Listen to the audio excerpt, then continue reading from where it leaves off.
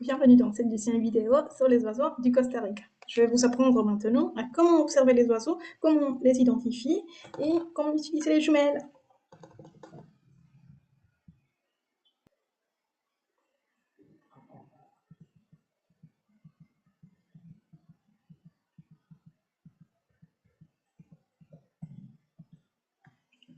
Alors, rentrons justement dans les vifs du sujet, ce qui nous intéresse le plus, ce qui va vous intéresser aussi, c'est justement comprendre le lien entre l'homme et les oiseaux. On sait très bien qu'il y a une relation très très étroite entre l'homme, les oiseaux, la nature justement. Euh, on peut dire qu'il y a une interaction très, très importante. C'est l'une des relations les plus directes entre les humains et la nature qui implique l'observation, l'admiration de ces animaux, de ces oiseaux justement vivants, que ce soit dans les endroits naturels, que ce soit également dans des milieux plutôt urbains. L'observation d'oiseaux est une activité accessible, un loisir à faible coût, si on n'achète pas les jumelles les plus chères, c'est clair, sans aucun équipement de fantaisie. Hein.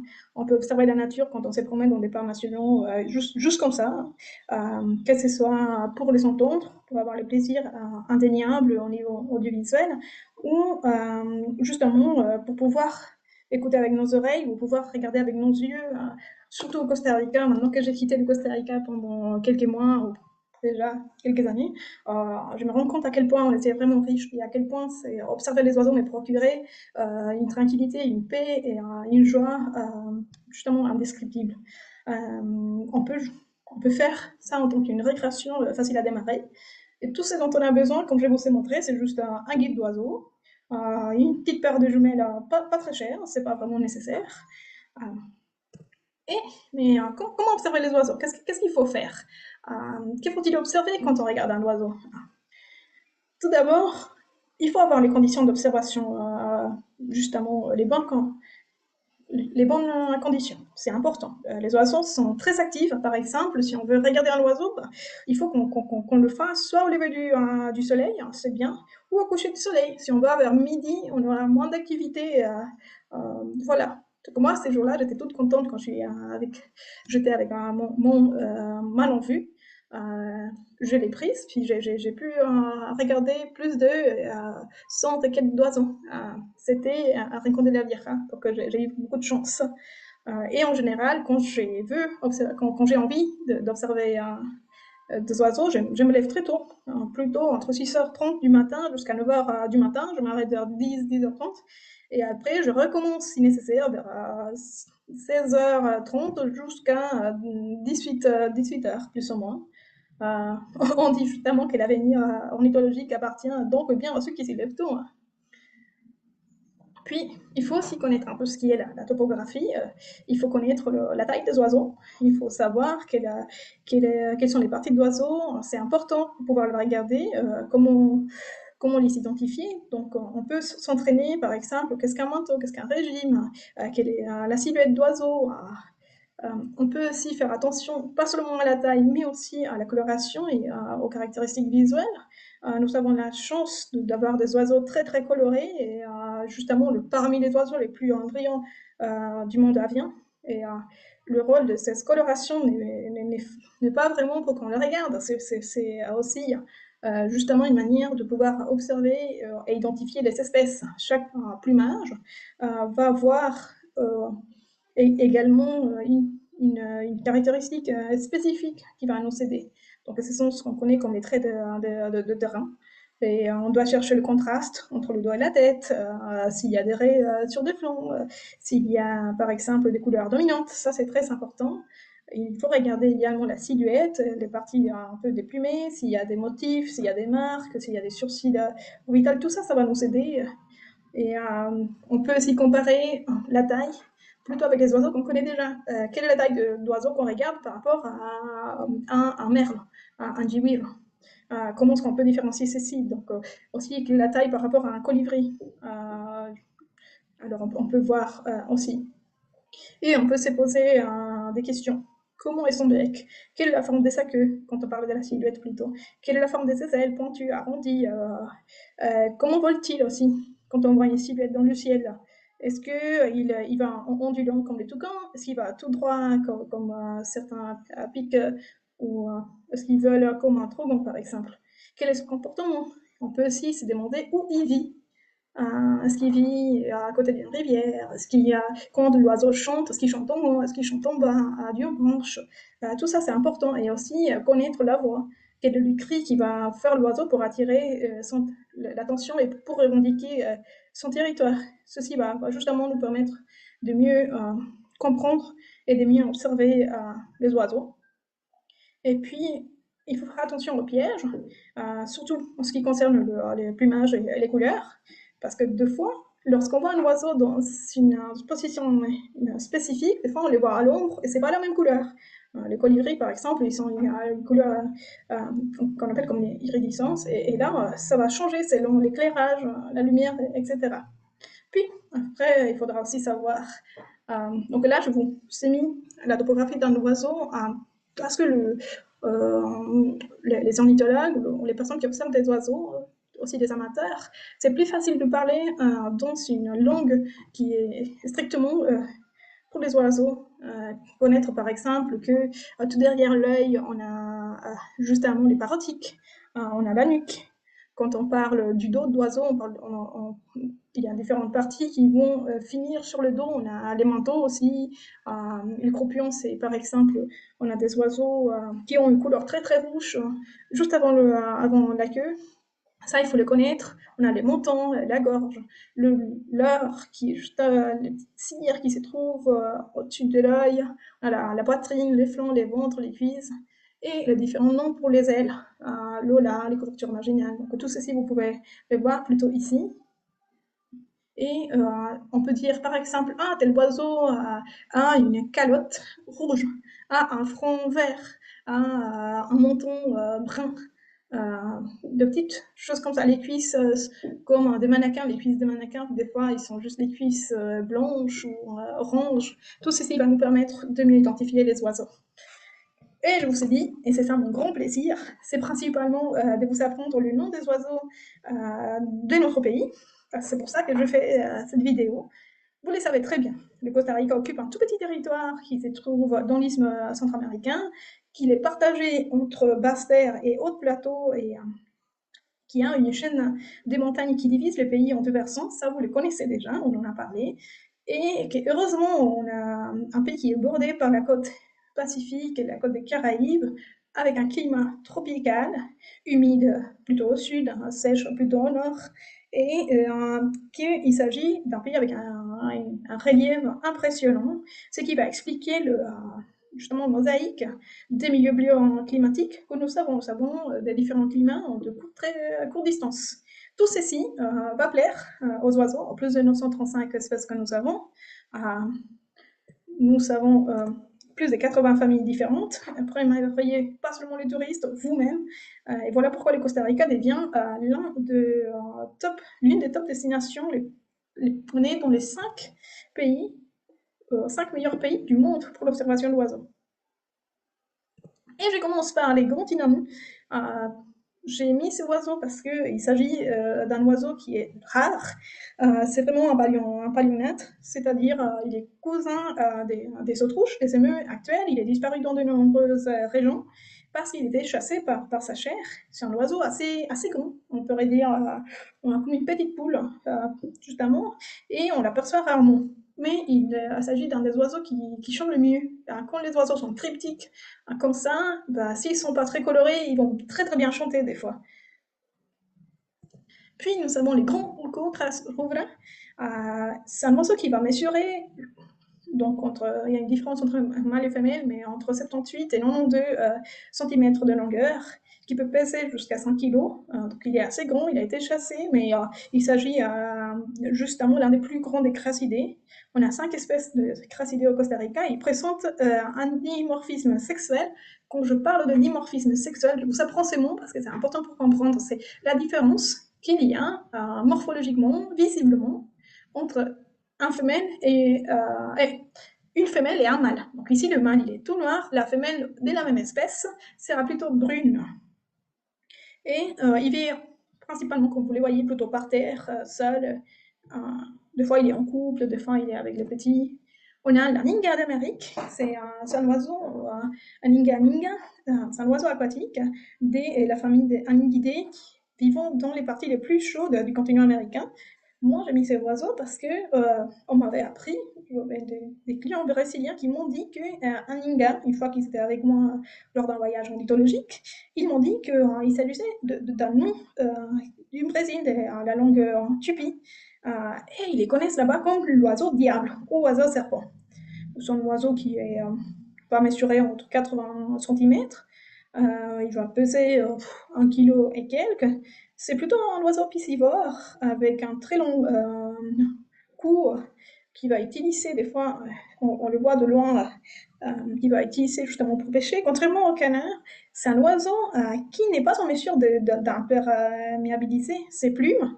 On utilise, donc il va le faire plutôt, parce qu'il n'a pas d'huile produite par la glande uropygienne. Donc certains oiseaux vont avoir une glande qui va leur permettre de mettre un peu de graisse, en quelque sorte, pour pouvoir avoir les ailes imperméables. Par conséquent, lui, comme il n'a pas ceci, bah, les plumes, il va avoir des plumes qui vont devenir toutes saturées d'eau. Ça va rendre l'oiseau à peine capable de flotter, mais ça va lui permettre de plonger plus facilement et de rechercher ses proies sous l'eau. Donc, il y a des avantages qui vont être quand même pour les oiseaux qui s'adaptent. Après, nous avons le courrier soleil. Il s'agit d'un des oiseaux les plus étonnants du monde. C'est grâce à son merveilleux motif que vous voyez dans l'image d'en bas, plutôt complexe, rouge, jaune, noir, avec les ailes assez étalées. Son habitat est quelque peu différent selon les régions. Au Costa Rica et aussi dans les bassins amazoniens, le corail, il préfère fréquenter les contrées boisées, tous les longs courts, on les trouve. Surtout au Costa Rica, c'est comme ça que je l'ai trouvé plusieurs fois, c'est les longs de cours d'eau plutôt limpides et les cours des rivières. Il se nourrit des petits amphibiens, des crustacés, des insectes, et qu'il capture tout en marchant de manière à qu'on ne le voie pas. Il sautille un peu entre les rochers. On a le nord du Mexique, donc vous allez le connaître en espagnol comme garza tigre. En espagnol, ça change un peu. Quand on traduit les noms de fois en français, c'est pas ce qu'on aurait cru avoir. Donc, il faut aussi se dire que c'est comme apprendre une langue nouvelle.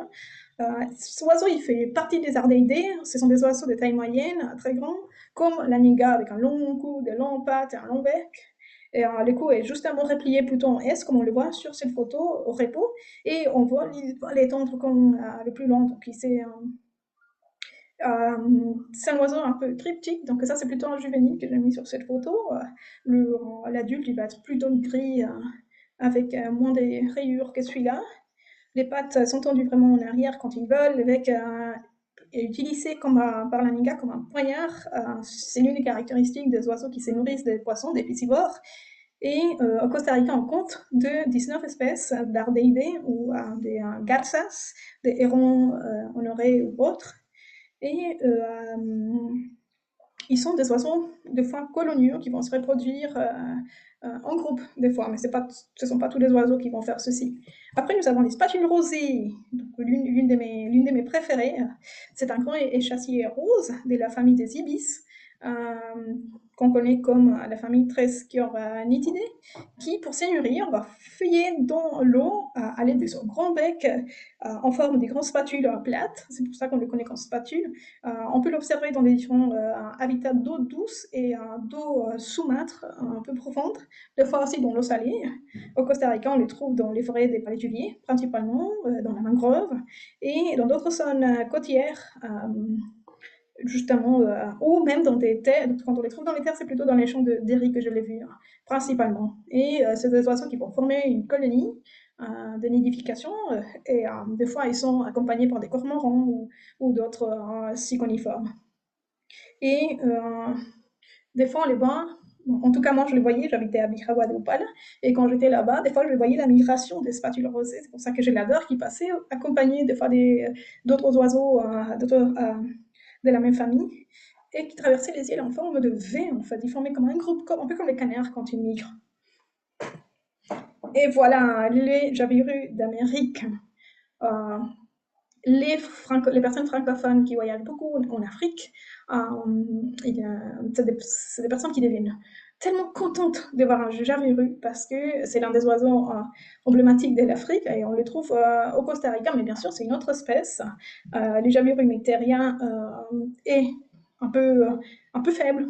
Au Costa Rica, il n'y a pas une grande quantité. On les voit qu'à Guanacaste et dans certaines régions comme dans les Caraïbes du Nord ou à Caño Negro. C'est les plus grands oiseaux du Costa Rica. Et c'est l'un des plus proches de l'extinction dans notre pays, malheureusement. Ces oiseaux consomment en quantité, ils consomment beaucoup de poissons, des mollusques, d'amphibiens. Il leur arrive de manger des reptiles, des petits caïmans, petits mammifères et même des petits serpents. Ce sont des oiseaux monogames qui vont construire leur nid avec des petites brindilles vers les mois d'août, septembre et qui sont quand même des oiseaux assez timides.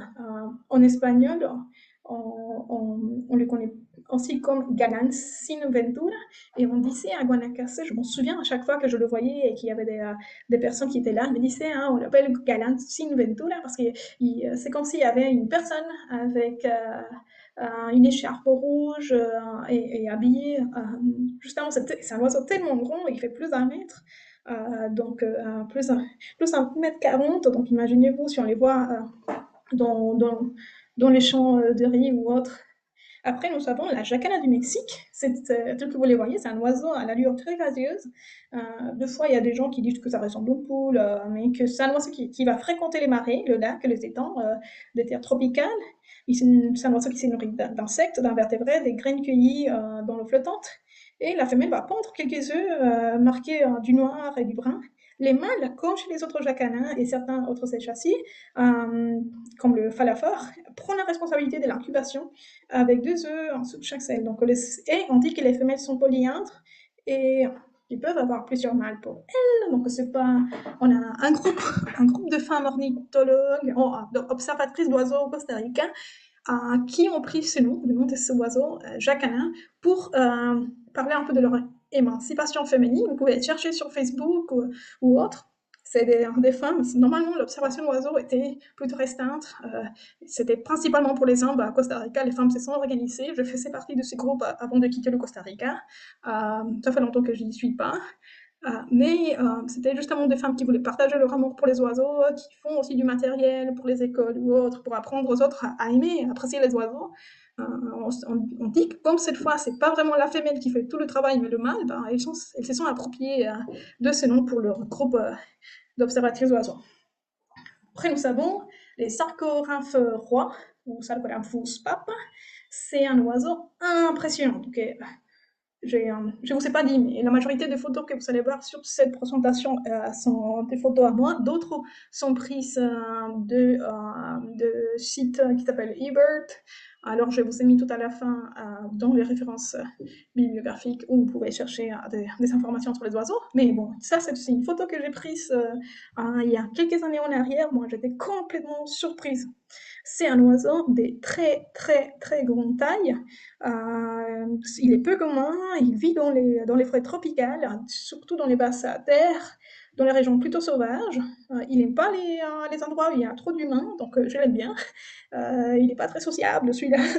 On les voit des fois planer à la fin de la matinée, très haut, et il est des fois accompagné par des groupes de rebus noirs, ce qu'on connaît des fois comme sopilotes. Donc, il fait partie de cette famille-là et on le voit rarement poser. Donc moi, ce que j'aime de l'adulte, c'est vraiment cette tête et ses yeux très colorés, les yeux blancs, les regards, regardez ce regard fixe et les plumages blancs, mais d'une blancheur absolue.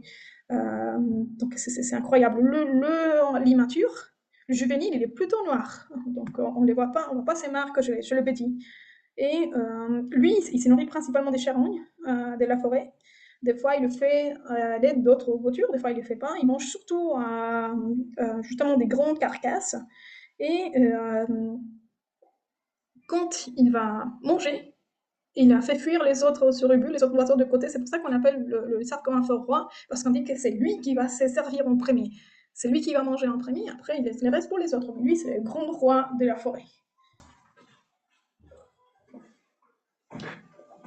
Parlons maintenant d'un de mes oiseaux préférés, il s'agit de Caracara épée ou Caracara chimigüe.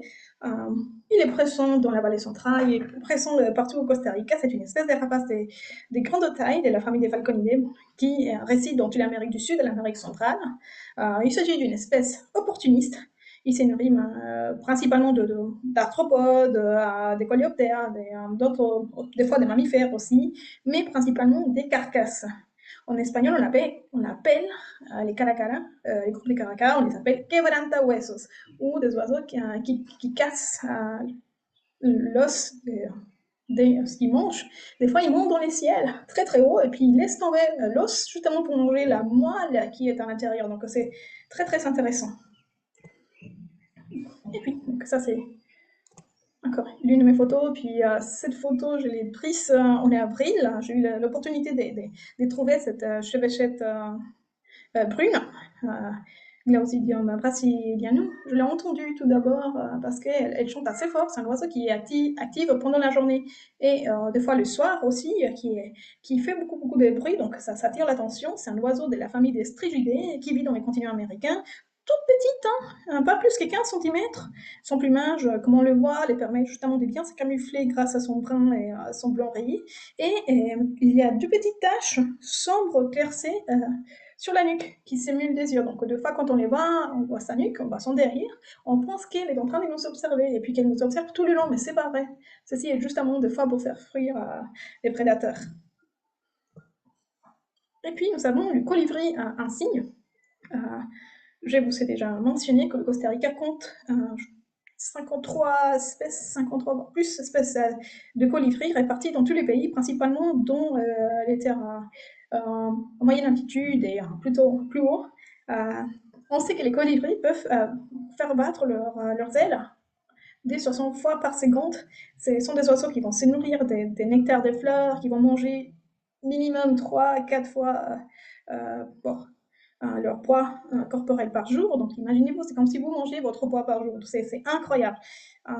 Ils mangent du sucre, mais des fois ils vont chercher des petits insectes justement pour pouvoir se reproduire. C'est plus simple pour ces oiseaux. Son rythme cardiaque peut atteindre maximum 1200 battements par minute et l'espérance de vie des colibris est souvent tellement courte que la plupart ne vivent pas au-delà de leur première année. Donc, des fois, il y a quelques colibris qui vont arriver jusqu'à 4 ans de vie, mais pas plus. En captivité, bien sûr, ça peut changer, ça peut aller entre 15 et 17 ans. Maintenant, nous avons le hara macao, c'est un oiseau très bruyant, très facile à observer. Il y a justement cette couleur qui attire l'attention. On peut des fois les rencontrer en couple, en petit groupe ou même en bande. L'hara est justement familier, quand il n'est pas importuné, il se laisse regarder. Hein. Pourtant, il est assez prudent. Il s'élève dans les airs et il crie si on les dérange. On les voit plutôt très tôt le matin ou plutôt tard le soir et il va voler d'une façon spectaculaire avec sa longue queue qu'on voit depuis loin. Il est principalement arboricole. Il se nourrit de fruits principalement et il reste sur la cime supérieure des arbres. Oui, donc pour moi, c'est un oiseau incroyable. C'est l'un des oiseaux qui attire le plus l'attention des clients ornithologues. Ils décident d'aller plutôt vers les Corcovado ou vers le Pacifique du Sud pour pouvoir les voir. On les voit facilement si vous voulez les voir à Carrara, dans les parcs nationaux. Après, nous avons les mottes avec large. Les mottes, c'est une famille de oiseaux qui vont se nourrir des fruits, d'insectes, de lézards. On est à 9 espèces justement dont la famille des mottidés. Et puis, nous avons 6 espèces qui sont présentes au Costa Rica. Ils vont vivre principalement dans les forêts tropicales, dans les montagnes de notre pays. Il s'agit d'insectivores qui vont vivre. Des fois, il devient un petit peu omnivore aussi. Il va se régaler de tout type d'insectes, de larves, mais aussi de batraciens et des lézards. Lui, en tout cas, c'est lui des becs larges. Il chasse les fourmis venimeuses du type Paraponera et il chasse depuis les perchoirs plutôt. Après, il va prendre quelques fruits ou autres s'il en a besoin. Et j'ai oublié de dire, ce que j'adore chez les mottes, c'est qu'ils ont une queue qui finit justement par un rachis.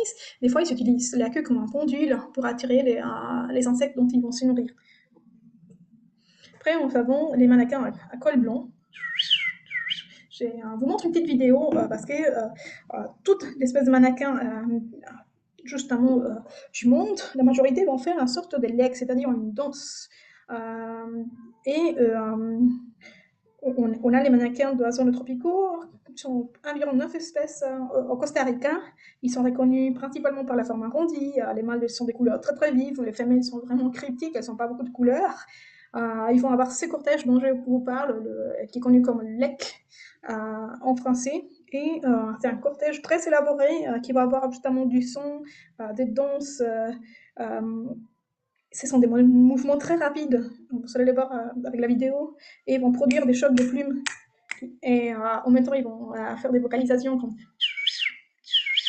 C'est comme ça qu'on les trouve en premier. Hein. C'est pas vraiment la couleur ou la taille, parce que c'est un tout petit oiseau. Hein. Voilà, donc je vous montre.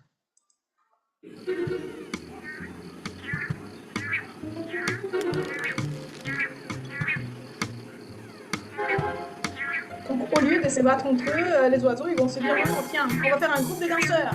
Toi, tu vas m'aider, tu vas être mon copain et tu vas m'aider à conquérir ma femelle. Donc, c'est comme ça que ça marche. Ça, par exemple, il y a un mâle justement en tête qui va demander à un autre oiseau, peut-être un juvénile, à pouvoir attirer l'attention de la femelle. Donc voilà, c'était tout pour cette vidéo. Voilà.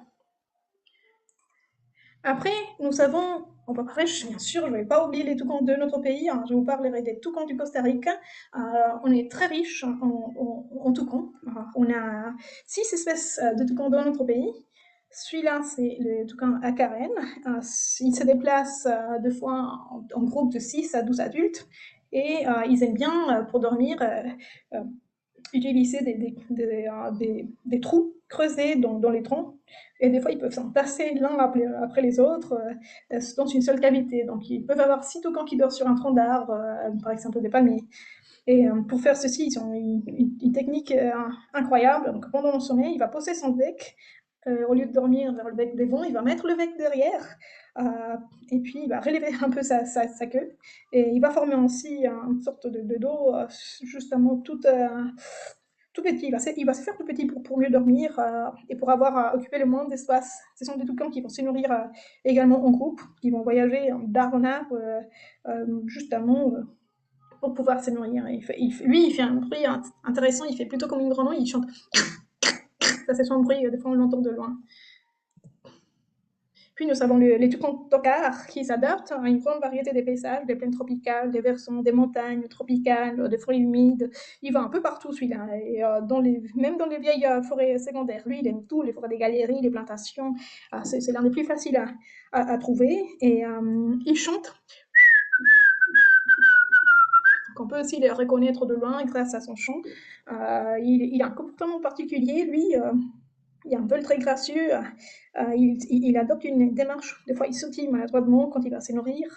Ils vont, des fois, justement, au sommet les plus hauts des arbres, où il n'y a pas de branches, justement pour chanter et attirer l'attention des femelles. Des fois, ce qui est intéressant de ces oiseaux, on appelle des oiseaux prêcheurs parce qu'ils chantent avant que la pluie tombe. Des fois, c'est ce qu'ils nous disaient hein, quand on était plus petit, en tout cas dans ma famille.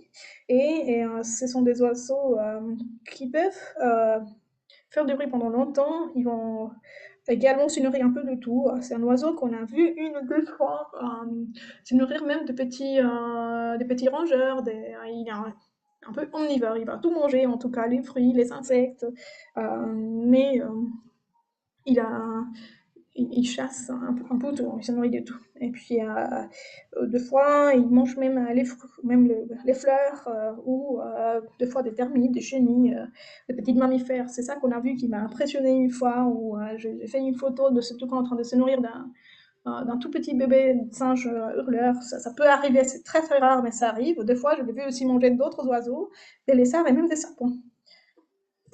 Après, nous avons la Racaria colis. Ce sont justement des toucans plutôt petits, sont grégaires, c'est-à-dire qu'ils sont en grand groupe des fois, ils se promènent habituellement en paire, en groupe de 3 à 5, et des fois jusqu'à 15 membres ensemble.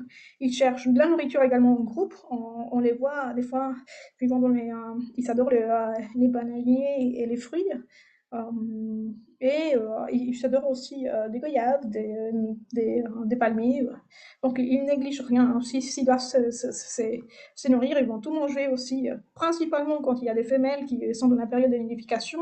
Ils vont un peu varier leur alimentation. Ils vont manger plutôt des œufs, des oisillons, d'autres espèces, des lézards et des insectes. Et ça, c'est un oiseau assez rare. J'étais très contente de prendre cette photo il n'y a pas longtemps, aussi en avril, à Rincon de la Vieja également. C'est un oiseau qui est plutôt rare, le tucanet à oreille d'or. Il vit en Amérique centrale du Sud, Honduras, Nicaragua, Costa Rica. Il vit dans les forêts plutôt humides, des basses altitudes, mais plutôt les forêts qui sont bien protégées. Hein. Il n'aime pas trop les forêts perturbées.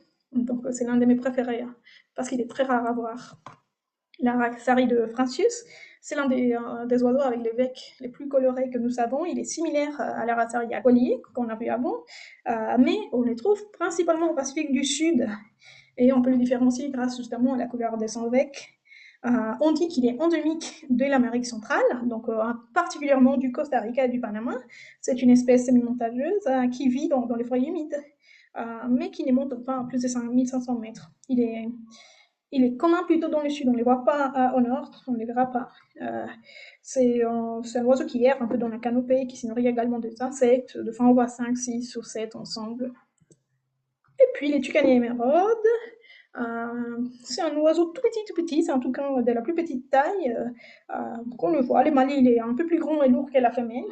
Les plumages plutôt verts, tels que vous les voyez. Des fois, c'est pour ça qu'il est un peu difficile de les trouver dans la forêt. Et bien sûr, c'est pas la taille de son bec qui va nous le faire voir, c'est l'un avec les becs les plus petits également. Lui, par contre, comparé aux autres toucans, lui, il aime bien être dans les terres plutôt hautes. Donc, on peut le trouver entre le 900 mètres jusqu'à le 3000 mètres. Et des fois, ils vont faire des petites migrations altitudinales saisonnières pour pouvoir se nourrir quand il n'y a pas de nourriture dans un endroit ou l'autre. Ils sont plutôt solitaires comparés aux autres toucans. Des fois, on les trouve en petits groupes, mais c'est plutôt rare. Et ce sont des oiseaux très actifs.